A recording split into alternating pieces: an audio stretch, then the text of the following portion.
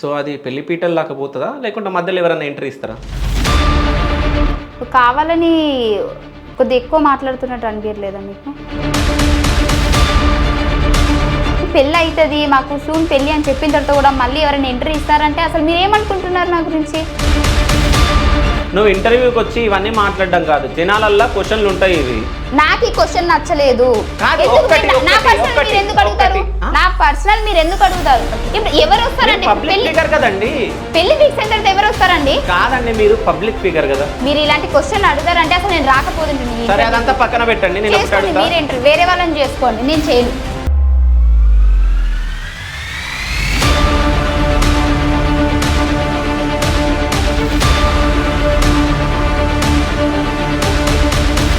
బేసిక్గా నాకు ఇంట్రెస్ట్ లేదు మీకు ఇంటర్వ్యూ ఇవ్వడానికి.